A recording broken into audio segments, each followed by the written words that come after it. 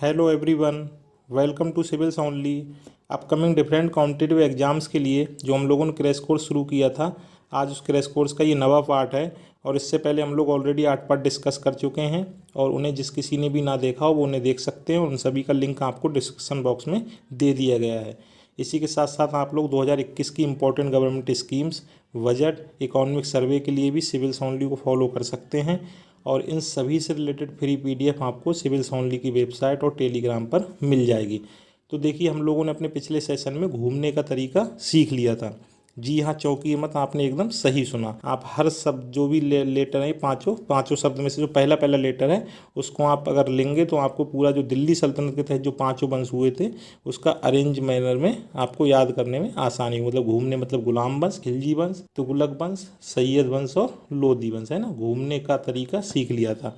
इसी के साथ साथ देखिए, आप जो इतिहास के इसी तरह के और आप एब्रीविएशन बना सकते हैं ताकि आपको कोई चीज़ जो अरेंज मैनर में याद रखनी है वो आपको आसानी से याद रह सके और कहीं ना कहीं काफ़ी एग्जाम पॉइंट ऑफ व्यू से इम्पोर्टेंट रहती हैं।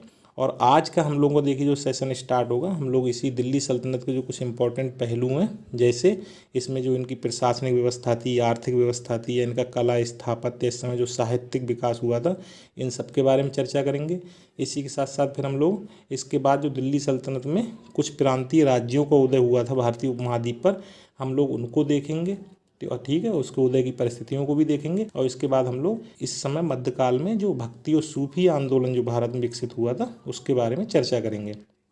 तो देखिए, दिल्ली सल्तनत में जो सबसे पहला वंश हुआ था गुलाम वंश, है ना। और उसके बाद खिलजी वंश, उसके बाद तुगलक वंश, उसके बाद सैयद वंश, उसके बाद लोधी वंश। और इसका दिल्ली सल्तनत का कार्य कब से कब तक का कार्यकाल माना जाता है, शासन माना जाता है 1206 से लेके 1526 तक। और ये चीज़ें सब हमने पिछले सेशन में अपने देख ली थी। ठीक है, अब देखिए इसमें अगर इनकी प्रशासनिक व्यवस्था की बात की जाए दिल्ली सल्तनत की, तो इसमें इक्ता बहुत ही इम्पोर्टेंट टर्म देखने को मिलता है। और ये इक्ता क्या होता था? इक्ता कुछ ऐसी ज़मीन होती थी जो किसी न किसी अधिकारी को उसके काम के बदले दे दी जाती थी। उनसे कहा जाता था कि आप इस पर्टिकुलर रीजन के इक्तेदार हो। और कुछ जो बड़े इक्ता होते थे, मतलब बड़े काफ़ी बड़े क्षेत्र की जो भूमि होती थी उसके इक्तेदारों को मुक्ता, बली या मलिक जैसी कुछ उपाधियाँ भी दी जाती थी।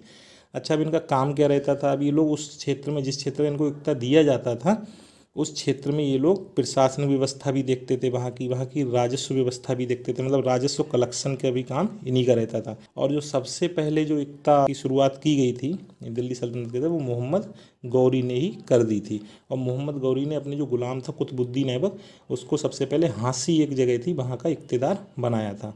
ठीक है, लेकिन इसको जो व्यवस्थित रूप दिया था इसी इक्तादारी व्यवस्था को, वो किसने? वो इल्तुतमिश द्वारा दिया गया था। अब आगे चलकर बलबन ने क्या किया था? बलबन ने फिर इन पे थोड़ा प्रतिबंध लगाने की कोशिश की थी। किस पे? इन्हीं के जो मुक्ता थे, मतलब ये इख्तेदार, इनके आचरण पर प्रतिबंध लगाने की कोशिश की थी ताकि इनकी शक्ति में बहुत ज़्यादा और इजाफा ना हो पाए। ठीक है, और इन्होंने क्या किया था? एक ख्वाजा नामक लेखा अधिकारी की भी नियुक्ति कर दी थी। ठीक है, राजस्व के लिए। और इख्तेदार की मृत्यु के बाद कह दिया था कि जो भी सैन्य सेवा में, अगर उसका जो पुत्र है अगर वो सैन्य सेवा में नहीं होगा तो उसको जो इक्ता दिया गया है उस व्यक्ति को वो वापस ले लिया जाएगा। तो बलबन ने ये 2 परिवर्तन अपनी इख्तेदारी व्यवस्था के अंतर्गत किए थे।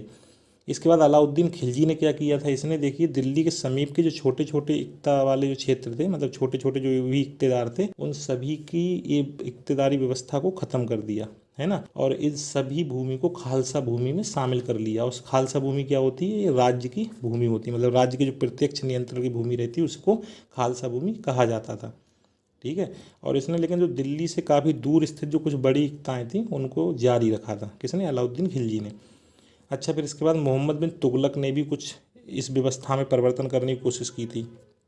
इसने क्या किया था? इसने जो भी इक्तेदार थे इनसे कहा, भाई अब आप प्रशासनिक व्यवस्था नहीं देखोगे, आप केवल अब राजस्व वसूली ही करोगे। क्योंकि पहले हम लोगों ने देखा था कि इक्तेदारों को काफ़ी अधिकार दे दिए गए थे, मतलब वहाँ की वो प्रशासनिक व्यवस्था भी देखते थे। लेकिन अब इसने मोहम्मद बिन तुगलक ने क्या किया? कहा कि अब आप केवल राजस्व वसूली ही करेंगे। अब वहाँ की जो प्रशासनिक व्यवस्था है उसके लिए हम क्या कर रहे हैं? हम एक नए पद का ही गठन कर दे रहे हैं। तो उसमें नए पद का उसने अमीन या अमीर नाम के एक पद का गठन किया और कहा कि ये देखेंगे और व्यवस्था, आप केवल राजस्व इकट्ठा करो, ज़्यादा इधर उधर के चक्कर में मत पड़ो। और इसके बाद देखिए फिर फिरोज शाह तुगलक ने भी इसमें कुछ चेंज किया था। इसने इसको वंशानुगत ही बना दिया। और जो भी ये क्षेत्र थे जो वंशानुगत इसके अंतर्गत जो क्षेत्र कुछ आए थे वो बजह कहलाए, उनको बजह कहा गया था। ठीक है। और सिकंदर लोदी ने इस इक्तादारी व्यवस्था को पूरी तरह से हस्तांतरणीय कर दिया था। हस्तांतरणीय मतलब ये एक दूसरे को इक्ता ट्रांसफ़र भी कर सकते थे। ठीक है। और होता क्या था, देखो ये जो भी इक्तेदार यहाँ के रहते थे तो इनके लिए पहली बात तो ये था कि भाई आप जो भी वहाँ से पैसा इकट्ठा करोगे तो वो पैसा आप वहाँ की जो भी प्रशासनिक संरचना है, मान आपने जो बना रखी है राज्य द्वारा जो बना दी गई है, उस पर जो खर्च आ रहा है वो आप उसमें खर्च कीजिए, अपना खर्च चलाइए। लेकिन जो आपके पास पैसा बच रहा है उस पैसे को आप राजस्व में सरकार के राजस्व में जमा कर दिए, और इसी अधिशेष राजस्व को फवाजिल नाम दिया गया था। ठीक है। और देखिए इनके प्रशासनिक व्यवस्था में दिल्ली सल्तनत के अंतर्गत उलेमाओं का भी काफ़ी महत्वपूर्ण स्थान था। और उलेमा क्या थे, ये एक्चुअली कानून में शरीयत के जो रूल थे उनको बनाए रखने के लिए कोशिश करते रहते थे कि शरीयत के हिसाब से ही कानून व्यवस्था चले। लेकिन अलाउद्दीन खिलजी और मोहम्मद बिन तुगलक द्वारा क्या किया गया था कि इनके हस्तक्षेप पर रोक लगा दी गई। क्या भाई अब आप ये सब काम मत देखो, आप अब अपना मतलब धार्मिक जो भी आप कर्मकांड कर रहे हो उसी तक सीमित रहो, अब ये जो प्रशासनिक जो कार्य हैं इसमें हम आपकी दखलंदाजी सहन नहीं करेंगे। तो अलाउद्दीन खिलजी और मोहम्मद बिन तुगलक ने क्या किया, इसको समाप्ति कर दिया इस व्यवस्था को, है ना। तो उलेमाओं को इन्होंने प्रशासनिक व्यवस्था से बाहर ही कर दिया था। और देखिए अगर इनकी सैनिक व्यवस्था की बात की जाए तो इनकी सेना दशमलव पद्धति पर आधारित थी। अब दशमलव पद्धति का मतलब क्या था, तो इसमें कुछ उन्होंने टुकड़ियाँ टाइप की बना रखी थी। मतलब जैसे को किसी को अमीर दह कहा गया, अमीर दह कहा जाता था तो 10 सैनिकों का सेनापति रहता था। इसके बाद अमीर सदा मतलब जो 100 सैनिकों का सेनापति रहता था। फिर अमीर हजारा मतलब जो 1000 सैनिकों का सेनापति रहता था। अमीर तुमन मतलब जो 10,000 सैनिकों का सेनापति रहता था। मतलब सब में एक जीरो बढ़ता चला जा रहा है। तो इसीलिए कहते हैं कि इनकी जो सेना थी वो दशमलव पद्धति पर आधारित थी। ठीक है। तो ये सभी इंपॉर्टेंट कुछ इससे रिलेटेड प्रशासनिक व्यवस्था के बारे में कुछ फैक्ट थे। अब देखिए अगर दिल्ली सल्तनत की अर्थव्यवस्था की बात की जाए तो इनका भी जो आय का जो प्रमुख स्रोत है वो कहीं ना कहीं अब भी भूमि राजस्व बना हुआ है। और भूमि राजस्व देखिए जो था वो ऐसा माना जाता है कि टोटल जो उत्पादन होता था वो उसका 1/5 जो है भूमि राजस्व लिया जाता था। लेकिन इसने अलाउद्दीन खिलजी ने क्या किया था, इसने इसको काफ़ी बढ़ा दिया था और 1/2 कर दिया। मतलब कहा भैया आधा जितना भी उत्पादन हो रहा है उसमें आधा हमें दो, आधा आप रखो, है ना। तो इसने बहुत ज़्यादा इसमें बढ़ा दिया था। और जो भूमि राजस्व होता था उसमें ऐसा भी था कि कुछ शासक थे जैसे अलाउद्दीन खिलजी और सिकंदर लोदी, इन्होंने अनाज को ज़्यादा प्राथमिकता दी। इन्होंने कहा भाई अनाज ही दे दो आप, है ना। और अन्य कुछ जो भी शासक थे उन्होंने नगद पे ज़्यादा फोकस किया। उन्होंने कहा नहीं अनाज नहीं, आप अनाज बेच के नगद पैसा जो भी आपको मिला नगद पैसा दो। और ये सिकंदर लोदी ने क्या किया था, इन्होंने अनाज से कर को हटा दिया था, है ना। जो सिकंदर लोदी बारे में इंपॉर्टेंट फैक्ट है। और देखिए अगर यहाँ की सिंचाई व्यवस्था की बात की जाए तो यहाँ पे सिंचाई के लिए कुआं की ही प्रणाली को अपनाया जाता था। लेकिन तुगलक वंश के तहत जो गयासुद्दीन तुगलक था उसने सबसे पहली बार नहर प्रणाली को अपनाया। ठीक है। और फिरोज शाह तुगलक ने इसको और भी व्यवस्थित रूप दिया। मतलब तुगलक वंश में हम लोग कह सकते हैं कहीं ना कहीं सिंचाई प्रणाली के लिए अब नहर व्यवस्था को अपनाने की शुरुआत हो गई थी, क्योंकि पहले ये इसी से कुआं वाली व्यवस्था मतलब कुआं से ही सिंचाई करते थे। ठीक है। और इस समय और कुछ चीज़ें देखने को मिलती हैं। ऐसा देखने को मिलता है कि इस समय कागज़ के निर्माण में भी तेज़ी आई और इसके भी कई कारण रहे, क्योंकि यहाँ पे कई प्रकार के जो ग्रंथ ऑलरेडी थे उनका अनुवाद किया गया और बहुत से नए नए ग्रंथ बनाए भी गए थे। इसी के साथ साथ देखिए यहाँ पे आसवन विधि का भी लोगों को ज्ञान हो गया था। और ये आसवन विधि का यूज क्या होता था, इससे ये जैसे इत्र बना लेते थे या इसी से शराब या मदरा बना लेते थे।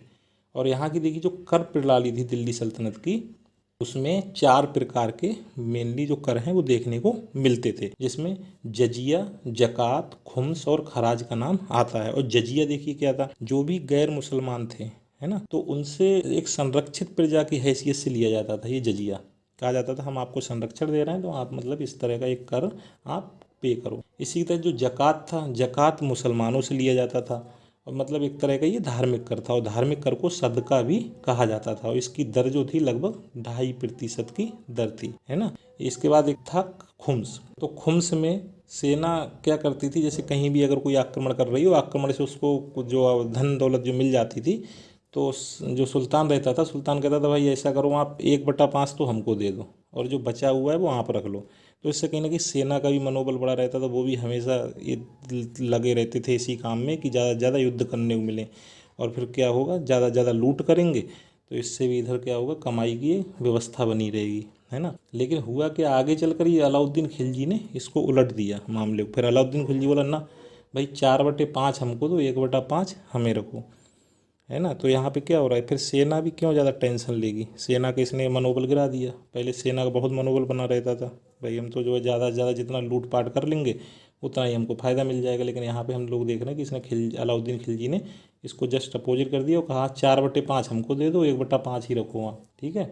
इसकी बात एक कर था खराज, और खराज क्या था, ये गैर मुसलमानों से लिया जाने वाला भू राजस्व कर था, ठीक है। तो ये 4 प्रकार के मेन कर देखने को मिलते हैं। इसके साथ साथ 2 कर और हैं, जिसमें एक उस्र, तो उस्र क्या था, ये सिंचाई व्यवस्था पर आधारित भूमि कर था, और इसकी जो दर थी इस कर की वो 1/10 थी। इसी के साथ साथ एक कर था हक़ सर्व, और ऐसा माना जाता है कि जो भी शरीयत जो कानून था, शरीयत के अनुसार जो भी कर मान्य थे उसमें से एक ये हक़ सर्व एक ऐसा कर था जो शरीयत के मान्य कानूनों के अनुसार अलग से लगाया गया कर था, और ये फिरोज शाह तुगलक द्वारा लगाया गया था।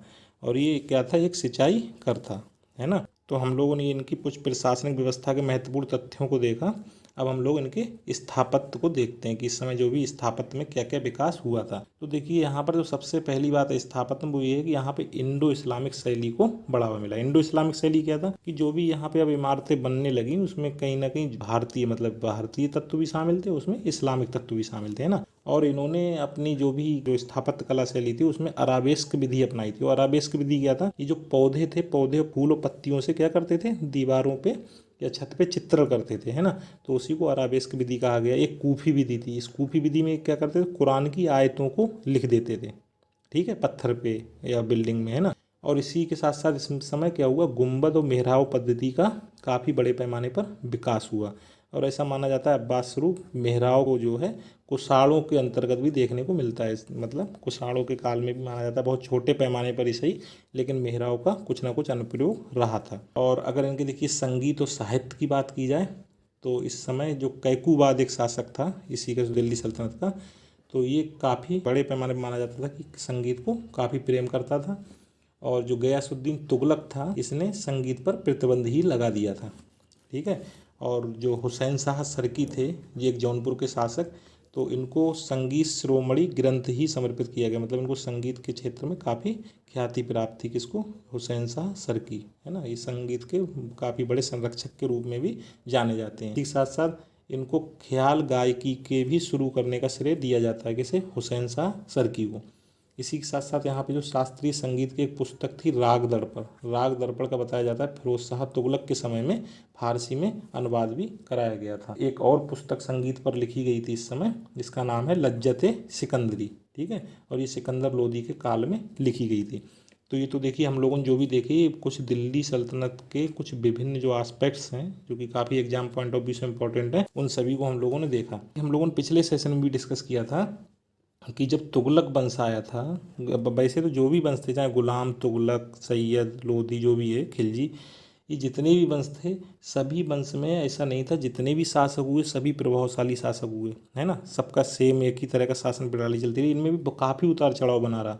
और इसी के साथ साथ हम देखते हैं कई प्रकार के इनके धीरे धीरे वंश भी चेंज हो रहे हैं। गुलाम वंश आ रहा है, खिलजी आ रहा है, ठीक है, तुगलक आ रहा है, सैयद आ रहा है, लोधी आ रहा है, वो भी इसी क्रम में आ रहा है।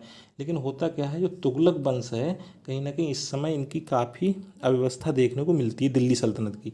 और इसी अव्यवस्था का फ़ायदा उठाते हुए बहुत से जो क्षेत्रीय स्तर पर जो उसको सूबेदार रहते हैं या कुछ क्षेत्रीय स्तर के कुछ प्रभावशाली व्यक्ति रहते हैं या कुछ प्रभावशाली वहाँ के शासक रहते हैं ऑलरेडी, ये सभी इस मौके की फ़ायदा उठाने की कोशिश करते हैं। और इसी मौके के फायदे चलते यहाँ पे हम लोग देखते हैं भारतीय उपमहाद्वीप पर कई प्रकार के क्षेत्रीय राज्यों का यहाँ पर उदय हो जाता है। और इन क्षेत्रीय राज्यों में देखिए जो सबसे जो कुछ इम्पोर्टेंट हैं उसमें जैसे जौनपुर, और जौनपुर का बताते हैं जो मलिक हुसैन सरवर है, इन्होंने स्वतंत्र जौनपुर राज्य की स्थापना की थी। इसी के साथ साथ मेवाड़, मेवाड़ की हम्मीर देव ने 1314 में स्थापना की थी। और मेवाड़ क्या है, आधुनिक जो उदयपुर का क्षेत्र है यही इसी को मेवाड़ कहा जाता है। और इन्होंने हम्मीर देव ने 1314 में यहाँ पे सिसोदिया वंश की नींव रखी थी। इसी के साथ साथ आधुनिक जोधपुर के क्षेत्र में मारवाड़ शासन की स्थापना की थी चुंद ने, ठीक है। इसका और चुंद का शासन कब से कब तक माना जाता है, 1394 से 1421 के बीच। और जो इम्पोर्टेंट तो काफ़ी जो यहाँ पे जो साम्राज्य माने जाते हैं उसमें एक तो बहमनी साम्राज्य और एक विजयनगर साम्राज्य। और ये बहमनी साम्राज्य जो आज का महाराष्ट्र क्षेत्र है इस क्षेत्र में विस्तारित था और इसके दक्षिण में विजयनगर साम्राज्य विस्तारित था। ठीक है। और विजयनगर साम्राज्य की 1336 ईस्वी में हरिहर और बुक्का नामक दो भाइयों ने इसकी स्थापना की थी। 1336 मतलब इसी के तुगलक वंश के काल में। और इसके कुछ समय बाद 1347 में हसन गंगू, इसको जफर खां भी कहते हैं, इसने आज के महाराष्ट्र जो रीजन है इसमें बहमनी साम्राज्य की स्थापना की है ना। तो देखिए हम यहाँ पे देख रहे हैं कि स्थानीय स्तर पर कई प्रकार की शक्तियों का उदय हो रहा है और ये शक्तियों के उदय के पीछे जो मूल कारण था वो हम लोगों ने जो चर्चा की थी कि जो कहीं ना कहीं जो भी उत्तराधिकारी हुए थे इन वंशों के, जैसे खासकर तो तुगलक वंश में, तो इस समय जब ये लोगों की शक्ति क्षीण होने लगी या कुछ राज्य में इनकी अव्यवस्था होने लगी तो उसी का फायदा उठा के इन शक्तियों का उदय हुआ था। अब देखिए अगर बहमनी साम्राज्य की बात की जाए तो इसके कुछ प्रमुख शासक, उनसे संबंधित कुछ तथ्यों को देख लेते हैं। तो देखिए इसकी हमने देखा ही था अभी 1347 में इसकी स्थापना की गई थी। किसने? हसन गंगू के द्वारा। ठीक है। और हसन गंगू ने क्या किया था, इसने जजिया पर रोक लगा थी। तो देखिए इसी के अगले महत्वपूर्ण शासक हुए थे जिनका नाम है मोहम्मद शाह प्रथम। और इन मोहम्मद शाह प्रथम ने क्या किया था, इन्होंने जितनी भी सरकारी शराब की दुकानें थी उन सभी को बंद करा दिया, क्योंकि इनको ऐसा लगता था कि इससे क्या होता है, काफ़ी अव्यवस्था फैलती है शराब पीने वगैरह से जो भी है। और इन्हीं के शासनकाल में ऐसा माना जाता है कि जब इनका विजयनगर से युद्ध हो रहा था तो उसी युद्ध में सबसे पहली बार बारूद और तोप का भी प्रयोग किया गया था, है ना, किसके? मोहम्मद शाह प्रथम के काल में। और इसके एक और महत्वपूर्ण शासक हुए थे हुमायूं शाह, जिनका कार्यकाल 1458 से 1461 का माना जाता है। इनको जालिम भी कहा जाता है, मतलब बताया जाता है काफ़ी क्रूर शासक था इस वंश का। ठीक है। और इसको दक्कन का नीरो भी कहा जाता है, किसको? हुमायूं शाह को। अब देखिए हुआ क्या, कालांतर में जब ये शासक जो प्रभावशाली शासक जब तक बने रहे, हर हम लोग शासन में कहीं ना कहीं इसी प्रकार की व्यवस्था देख रहे हैं, जब तक प्रभावशाली शासक रहते हैं तब तक तो वो कहीं ना कहीं केंद्रीय व्यवस्था में बना रहता है, लेकिन जब उसके उत्तराधिकारी कहीं ना कहीं अयोग्य साबित होते हैं तो वो शासक कहीं ना कहीं या तो पतन हो जाता है उसका, या वो कई भागों में टूट जाता है। वैसा ही कुछ इसके साथ हुआ था, किसके? बहमनी साम्राज्य के साथ। ये कालांतर में अहमदनगर, बीजापुर, गोलकुंडा, बीदर और बरार में टूट गया था, है ना। इसका इन 5 छोटे छोटे पार्ट में इसका क्या हो गया था, विभाजन हो गया था।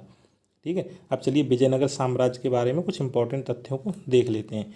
तो देखिए विजयनगर की स्थापना 1336 में हरिहर और बुक्का नाम के दो भाइयों द्वारा की गई थी। ठीक है। और विजयनगर साम्राज्य के अंतर्गत 4 वंश हुए, जिसमें संगम वंश, सालुब वंश, तुलुब वंश और अराबिडो वंश। ठीक है। ये 4 वंश ने विजयनगर साम्राज्य के तहत शासन किया था और इनका शासन 1652 तक चला। 1652 में जाके विजयनगर साम्राज्य का पतन हो गया पूरी तरह से, है ना। और देखिए इसके जो महत्वपूर्ण शासक, उसके इंपॉर्टेंट तथ्य चलिए देख लेते हैं। तो इसके संगम वंश के ही शासक थे हरिहर प्रथम, मतलब जो इसके संस्थापक भी हैं। और इसके बाद जो इसके और महत्वपूर्ण शासक हुए थे वो हरिहर द्वितीय, इनने राज परमेश्वर की उपाधि धारण की थी। इसके साथ साथ इन्होंने महाराजा धीराज की उपाधि धारण की थी। और इसके और जो महत्वपूर्ण शासक हुए थे वो हैं देवराय प्रथम। और देवराय प्रथम से संबंधित जो एक बहुत इंपॉर्टेंट बात है वो ये है कि एक इटली के यात्री था जिसका नाम था निकोलो डी कॉन्टी। तो ये निकोलो डी कॉन्टी क्या हुआ था, इसके शासनकाल में इसने विजयनगर का भ्रमण किया था, मतलब विजयनगर घूमने आया इसके शासनकाल में। और देवराव द्वितीय भी इसके एक महानतम शासक थे। और इसके समय काल में फारसी का एक यात्री आया था, फारस का एक यात्री जिसका नाम था अब्दुल रज्जाक, है ना। तो ये जो भी यहाँ पे विदेशी यात्री आ रहे हैं किसी के शासन में, तो ये काफ़ी इंपॉर्टेंट है एग्जाम पॉइंट ऑफ व्यू से। इसके बाद देखिए सालुब वंश आया था और इस सालुब वंश का इसका जो समय काल माना जाता है 1458 से 1505 का माना जाता है। और फिर इसके बाद यहाँ पे तुलुब वंश आया था। तुलुब वंश का जो शासन काल है 1505 से 1565 के लिए माना जाता है। और इसी तुलुब वंश के जो शासक थे कृष्णदेव राय, इन्हें काफ़ी प्रतिष्ठित और प्रभावी शासक माना जाता था इस वंश का, है ना। ये काफ़ी प्रतिष्ठित और प्रभावी शासक रहे थे और इनका कार्यकाल 1509 से 1529 का माना जाता है।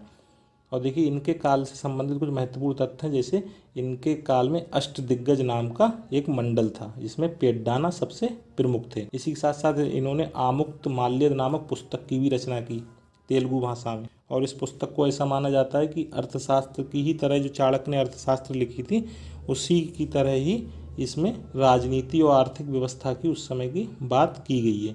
जो पुर्तगाल के 2 महत्वपूर्ण यात्री हैं वो आए थे, उन्होंने विजयनगर यात्रा की थी। किसके समय काल में? कृष्णदेव राय के समय काल में। और इन्हीं के शासन काल में डोमिंगो पायस और बारबोसा नाम के 2 यात्री आए थे, और ये कहाँ के थे? पुर्तगाली यात्री थे। ठीक है। अच्छा, इसके बाद फिर तुलुप वंश के बाद यहाँ पर अराबिडो वंश का शासन हुआ था, और इसका 1570 से 1652 के लिए इसका शासन माना जाता है। लेकिन देखिए होता क्या है, कृष्णदेव राय की जब मृत्यु हो जाती है तो इसके जो उत्तराधिकारी एक होते हैं, इनमें राम राय एक प्रभावी उत्तराधिकारी के रूप में आते हैं। और ये राम राय क्या करते हैं, ये जो 5 राज्यों में 5 छोटी छोटी शक्तियों जो विभाजित हो गया था बहमनी साम्राज्य, जिसमें कौन कौन से थे? अहमदनगर था, बीजापुर था, गोलकुंडा, बीदर और बरार। तो इन सब में इन्होंने क्या किया था, ये सब कुछ ना कुछ ऐसा किए रहते थे कि इन सब में फूट डाले रहते थे, है ना। कभी इसका साथ दे देते थे उसके खिलाफ, कभी उसका साथ इसके खिलाफ दे देते थे। लेकिन ये इनकी जो कूटनीति है वो काफ़ी दिन तक नहीं चल पाई, और इसीलिए कहा जाता है कि ये योग्य शासक प्रबंधन तो थे, लेकिन ये कहीं ना कहीं सफल कूटनीतिज्ञ नहीं थे। कौन? राम राय। और इसी कारण फिर क्या होता है, बाद में अहमदनगर, बीजापुर, गोलकुंडा और बीदर, ये चारों मिलके क्या करते हैं? प्लान बनाते कि चलो अभी इनको सबक ही सिखाते हैं, है ना। क्योंकि आगे चलकर इनको एहसास हो जाता है कि कहीं ना कहीं राम राय के द्वारा ही हम चारों में फूट डलवाई जाती रहती है। तो कहा कि चलो इसको ही मज़ा चखा देते हैं राम राय को। तो ये चारों मिलके 1565 में राम राय के खिलाफ युद्ध छेड़ देते हैं, है ना। और इसी युद्ध को राक्षसी तांगड़ी या तालीकोटा का युद्ध कहा जाता है। और इस युद्ध में राम राय पराजित हो जाता है, पूरी तरह से ये विजयनगर साम्राज्य को तहस नहस कर देते हैं।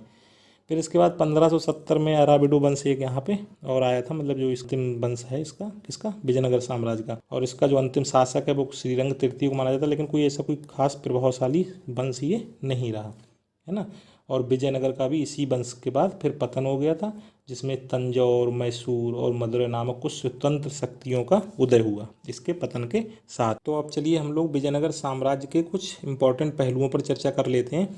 तो देखिए, अगर इसकी प्रशासनिक व्यवस्था की बात की जाए तो सबसे जो इम्पोर्टेंट बात है वो ये है कि ये राजतंत्रात्मक शासन प्रणाली को ही अपनाया था इन लोगों ने। दूसरी बात, इन्होंने अपने साम्राज्य के बेहतर प्रबंधन हेतु इसको क्या किया गया था, इसको हायरार्की लेवल में डिवाइड कर दिया गया था, जिसमें सबसे ऊपर साम्राज्य को रखा गया, उसके नीचे राज्य, राज्य को मंडलम भी कहा जाता था, इसके नीचे जिला, और जिला को कोट्टम या बलनाडु कहा जाता था। जिला के नीचे इन्होंने परगना को रखा, ठीक है, और इसको नाडु कहा जाता था। के नाडु के नीचे इन्होंने मेलाग्राम को रखा। मेलाग्राम क्या होता था? 50 गाँव का जो समूह होता था उसको मेलाग्राम कहते थे। और जो सबसे छोटी इकाई थी शासन की वो क्या था? ग्राम, और ग्राम को उर कहा जाता था, ठीक है। और इन लोगों ने एक और व्यवस्था अपनाई थी जो ग्रामीण प्रशासन था। ग्रामीण प्रशासन में इन्होंने सोचा ऐसा करते हैं, एक कमेटी टाइप की बना देते हैं। उस कमेटी में इन्होंने लगभग 12 लोगों को नियुक्त किया, मतलब 12 अधिकारियों की कमेटी बनाई, और उस कमेटी को आयंगर कहा गया, और इस व्यवस्था को आयंगर व्यवस्था कहा गया, ठीक है। तो आयंगर व्यवस्था किसके शासनकाल में हमको देखने को मिलती है? विजयनगर के शासनकाल में, ठीक है। तो इन्होंने आयंगर व्यवस्था को ग्रामीण जो प्रशासन था उसके लिए अपनाया था। अब देखिए, अगर इनकी आर्थिक प्रणाली की बात की जाए तो इनका भी जो सबसे बड़ा स्रोत था इनके राजस्व का वो क्या था? भू राजस्व ही था। और ये माना जाता है कि इनके समय काल में जो 1/6 भाग लिया जाता था कुल उत्पादन का, 1/6 भू राजस्व के तौर पर। और जो भूमि थी, भूमि का भी इन्होंने भी क्लासिफिकेशन किया था। जैसे एक भंडारवाद ग्राम नाम की भूमि थी, इस पर प्रत्यक्ष रूप से राज्य का ही नियंत्रण रहता था, मतलब प्रत्यक्ष राज्य की नियंत्रण वाली भूमि थी।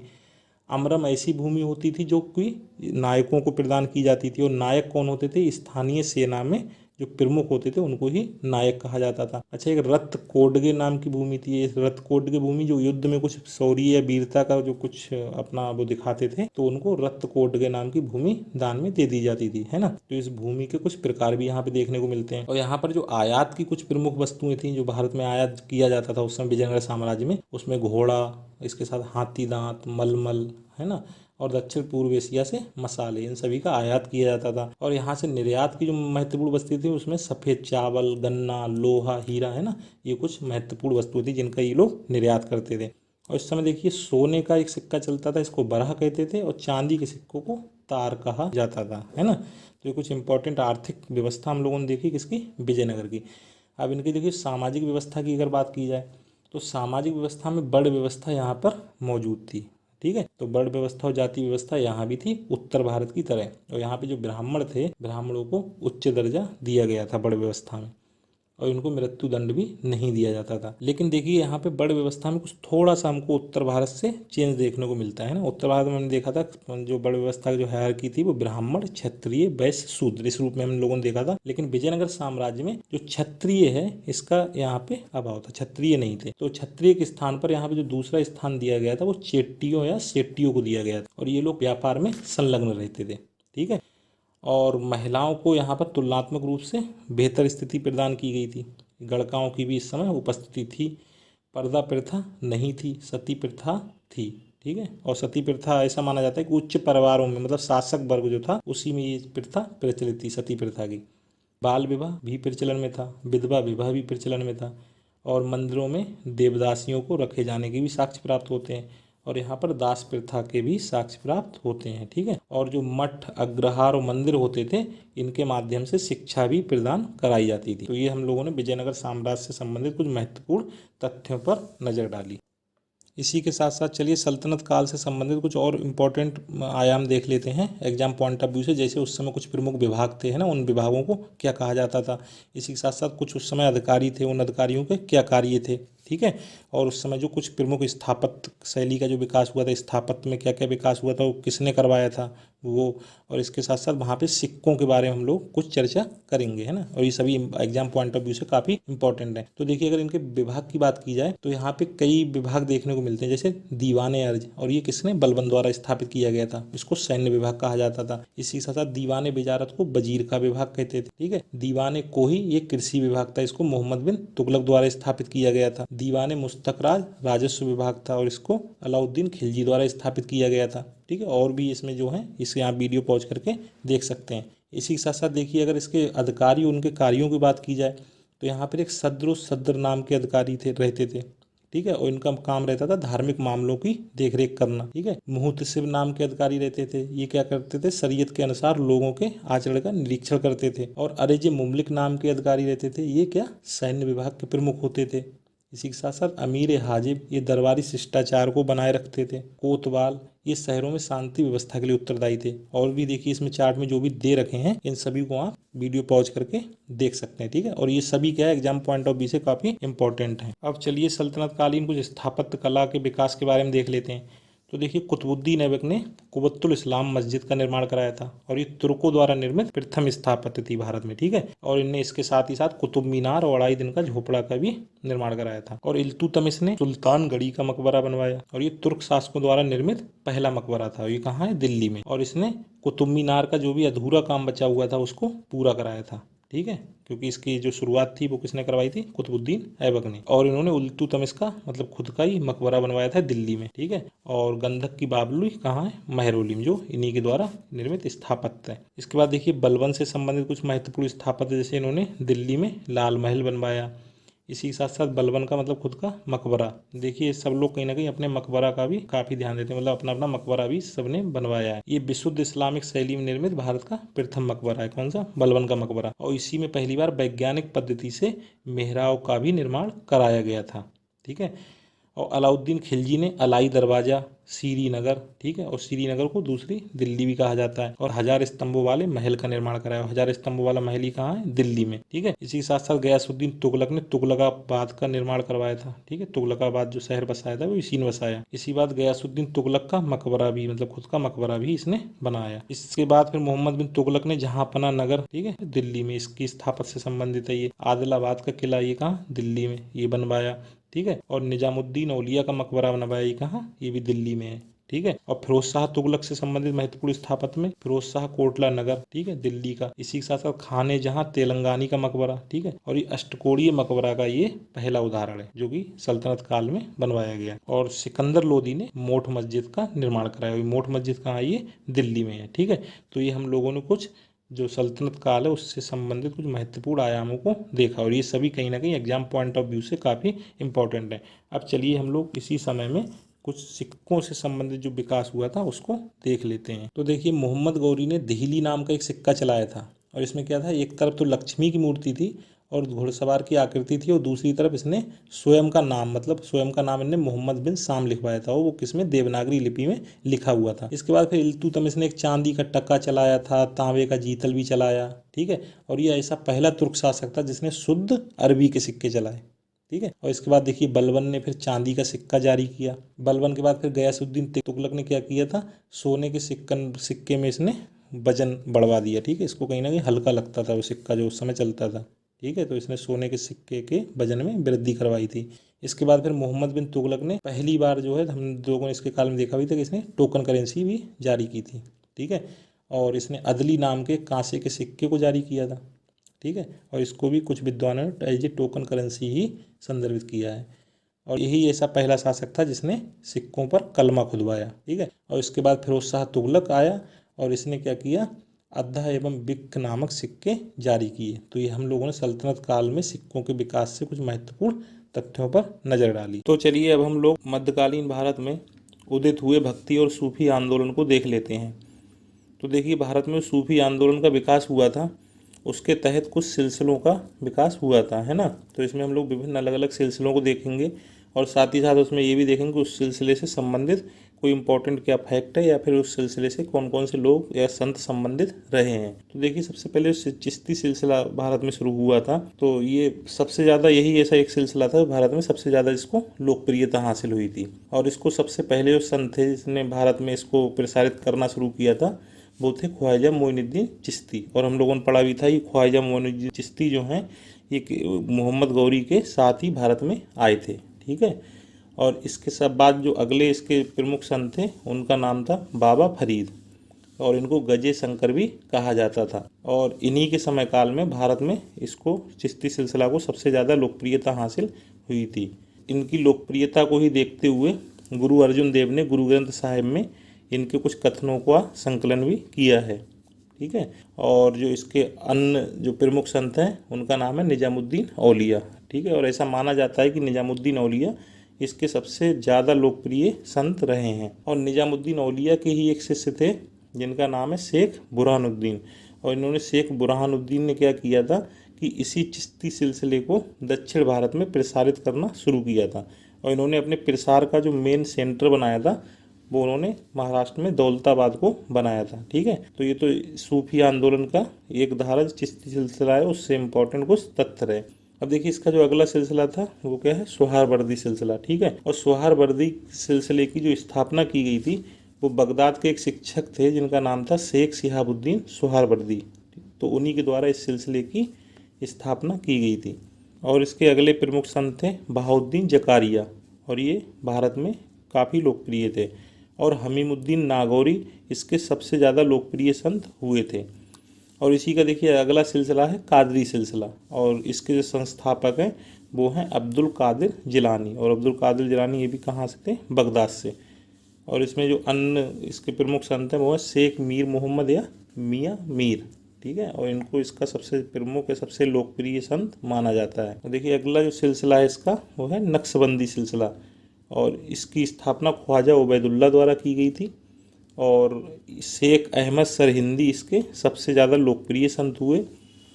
और इनसे संबंधित एक विशेषता देखने को मिलती है कि ये क्या थे, संगीत के एकदम से विरुद्ध थे, है, मतलब ये संगीत को किसी तरह की समर्थन प्रदान नहीं करते थे। और इसका नेक्स्ट सिलसिला है सत्तारी सिलसिला, और इसकी जो भारत में स्थापना की गई थी वो शाह अब्दुल सत्तार द्वारा की गई थी।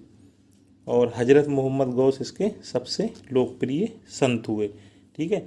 तो ये जितने भी सिलसिले हैं इनसे जो संबंधित जो संत रहे हैं ये एग्जाम पॉइंट ऑफ व्यू से काफ़ी इम्पोर्टेंट हैं।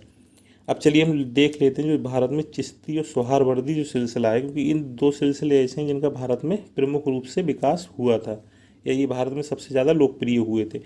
तो इनके बीच कुछ बेसिक डिफरेंसेस हैं। सबसे पहली बात ये जो चिश्ती सिलसिला है उसमें क्या होता था, जो भी इससे रिलेटेड व्यक्ति संत होते थे ये लोग सुल्तान और अमीरों से किसी भी प्रकार का मेल मिलाप नहीं रखते थे, है ना, मतलब ये इन लोगों से दूरी बनाकर रखते थे। और जो सोहरावर्दी सिलसिला से संबंधित जो संत थे ये लोग सुल्तान और अमीरों से काफ़ी मेल जोल रखते थे। इसी के साथ साथ जो परंपरा से जो लोग संबंधित थे वो लोग धन को लोगों की भलाई के लिए लगाने में विश्वास करते थे, मतलब जो भी उनके पास धन रहता था उसे लोगों की भलाई के लिए खर्च करते थे।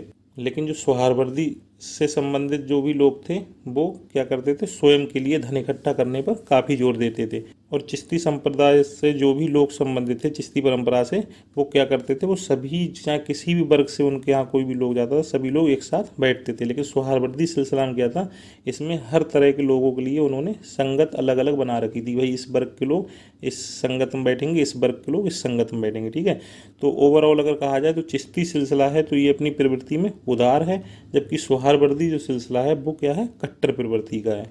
अब चलिए भारत में, मध्यकालीन भारत में जो भक्ति आंदोलन का विकास हुआ था उसको देख लेते हैं। तो देखिए, भक्ति आंदोलन की शुरुआत ऐसा माना जाता है कि इसमें जो सबसे पहले संत थे शंकराचार्य, तो इनको ही इसका प्रथम प्रचारक माना जाता है। ऐसा माना जाता है कि इन्होंने ही भक्ति के प्रसार के लिए पूरे भारत में जगह जगह भ्रमण किया था। और इनका जो दर्शन था शंकराचार्य का, उसको अद्वैतवाद का दर्शन कहा गया। ठीक है, और ये ऐसा मानते थे कि जो भगवान और जो मनुष्य हैं वो दोनों एक ही हैं, मतलब इन दोनों को एक दूसरे से अलग नहीं किया जा सकता है। ठीक है, और शंकराचार्य ने क्या किया था, धर्म की एकता को और लोगों के बीच एकता को और बढ़ाने के लिए उन्होंने पूरे भारतीय उपमहाद्वीप पर भ्रमण किया और 4 मठों की स्थापना की थी, है ना। और ये 4 मठ कौन कौन से हैं, इसमें इन्होंने दक्षिण भारत में जो मठ स्थापित किया था वो श्रृंगेरी में वेदांत मठ स्थापित किया था। ठीक है, और इन्होंने जो पूर्वी भारत में स्थापित किया था मठ, वो जगन्नाथपुरी में गोवर्धन मठ स्थापित किया था। इसी के साथ साथ इन्होंने पश्चिमी भारत में द्वारका में शारदा मठ की स्थापना की थी और उत्तर भारत में बद्रिकाश्रम में ज्योतिर्मठ की स्थापना की थी। तो इन्होंने पूरे भारतीय उपमहाद्वीप पर 4 मेन मठों की स्थापना की थी, जिसका मेन उद्देश्य था कि लोगों के बीच एकता बढ़े और धर्म जो भी हैं, उस समय भारत में धर्म प्रचलित थे, तो विभिन्न धर्मों के बीच आपसी तालमेल और एकता को बढ़ावा मिले। लेकिन यह आगे चलकर क्या होता है कि इनके जो अद्वैतवाद का दर्शन था, इसके कुछ लोग इसके विरोधी हो गए, मतलब उनको इनका ये दर्शन कहीं ना कहीं इसका कटाक्ष करने के लिए वो लोग अपने नए नए दर्शन लेके आए। तो उसमें कुछ इंपॉर्टेंट दर्शन है जो उस समय और विकसित हुए थे भारत में। तो उसमें जैसे द्वैतवाद, और द्वैतवाद का किसने दिया था, ये अपना संकल्पना ये माधवाचार्य ने दी थी, है ना। इन्होंने कहा था कि भगवान और इंसान दोनों लोग अलग अलग हैं, इन लोगों को एक ही रूप में नहीं देखा जा सकता है। और इस और भी इससे संबंधित दर्शन जैसे विशिष्टाद्वैतवाद है ना, इसको रामानुजाचार्य ने दिया था इस दर्शन को। शुद्धाद्वैतवाद इसको वल्लभाचार्य ने दिया था और द्वैताद्वैतवाद इसको निम्बकाचार्य ने दिया था, है ना। तो कुछ ये इंपॉर्टेंट दर्शन जो उस समय मध्यकालीन भारत में विकसित हुए थे, वो कुछ इंपॉर्टेंट दर्शन है। इसी के साथ साथ भारत में कुछ और भी संत यहाँ पर उस समय आए थे, जैसे कुछ नए और भी संत हुए थे, जिनमें जैसे लाहौर से रामदास, और ये रामदास क्या थे, शिवाजी के समकालीन थे। और हाँ, यहाँ पे एक चीज़ और है कि जितने भी ये संत हैं, कहीं ना कहीं इसमें एग्जाम पॉइंट ऑफ व्यू से ये भी क्वेश्चन बनते रहते हैं कि कोई पर्टिकुलर संत किसके समकालीन थे, है ना, या दूसरी बात वो कहाँ से बिलोंग करते थे। ये दोनों चीज़ें काफ़ी इंपॉर्टेंट है, हम लोगों ने भी इन्हीं चीज़ों को यहाँ पे कवर करने की कोशिश की है। ठीक है, तो लाहौर कहाँ से थे, लाहौर से कौन थे, रामदास, और ये शिवाजी के समकालीन थे। इसी तरह जो अब पाकिस्तान में ही, लाहौर भी पाकिस्तान में है, तलवंडी जो है पाकिस्तान में, वहाँ से थे गुरु नानक, और ये सिकंदर लोदी के समकालीन थे। गुरु नानक ने सिख धर्म की स्थापना भी की थी। और उत्तर प्रदेश में चित्रकूट में जो तुलसीदास हुए थे वो अकबर के समकालीन थे। मतलब ये जितने भी संत हुए थे, सभी का उद्देश्य वही था कि लोगों में ज़्यादा से ज़्यादा सद्भावना बढ़े, लोगों में प्रेम बढ़े, है ना, आपसी तालमेल को और बढ़ावा मिले। और इसी के तहत क्या हुआ था, भारत में ये सब नए नए संत विकसित हुए थे। सबके अपने तरीके भले ही अलग थे, लेकिन सबका उद्देश्य कहीं ना कहीं लगभग सेम ही दिखाई देता है, जो कि सामाजिक सद्भाव का उद्देश्य रहता था। और इसके बाद उत्तर प्रदेश की आगरा में सूरदास हुए थे, और ये भी अकबर के समकालीन थे। और उत्तर प्रदेश में इलाहाबाद में रामानंद हुए थे, 14वीं शताब्दी के बहुत महान संत माने जाते हैं। इन्हीं के एक शिष्य हुए थे जिनका नाम था कबीर, है ना। और ये कबीर कहाँ से थे, आज के वर्तमान का जो काशी क्षेत्र है, जो वाराणसी इसको कहते हैं, काशी वाराणसी, वहाँ से हुए थे। और ये सिकंदर लोदी के समकालीन थे। ठीक है, और दक्षिण भारत में पुणे से, महाराष्ट्र में पुणे से तुकाराम ने काफ़ी यहाँ पे अपना दर्शन स्थापित किया था, अपना विचारों का यहाँ पे प्रसार किया था, और ये शिवाजी के समकालीन थे। ठीक है, तो हम लोगों ने कुछ अन्य इम्पोर्टेंट संत देखे कब, मध्यकालीन भारत के। तो देखिए, आज के सेशन में हम लोगों ने काफ़ी एक लंबा पार्ट कवर किया, जिसमें हम लोगों ने दिल्ली सल्तनत के कुछ विभिन्न महत्वपूर्ण जो आयाम थे उन पे चर्चा की। इसके बाद हम लोगों ने दिल्ली सल्तनत के ही दौर में जो कुछ विभिन्न भारतीय महाद्वीप पर जो कुछ विभिन्न विभिन्न शक्तियों का उदय हुआ था उनको देखा। और इसके बाद हमने इसी मध्यकालीन भारत में जो भक्ति और सूफी आंदोलन का विकास हुआ था उसको देखा। और ये भी देखा कि भक्ति और सूफी आंदोलन से कौन कौन प्रमुख संत या आचार्य संबंधित थे। ठीक है, तो इस सभी को हमने आज इस सेशन में देखा। और देखिए, अगर आप लोगों को हमारी ये सेशन पसंद आया हो या सिविल्स ओनली की तरफ से किए जा रहे इनिशिएटिव आपको पसंद आ रहे हैं तो आप इस सेशन को लाइक, शेयर और सब्सक्राइब करना ना भूलें। और जो भी देखिए अब बचे हुए अपने टॉपिक्स हैं हम लोग उसके लिए अपने अब नेक्स्ट सेशन में मिलेंगे। Okay, thanks.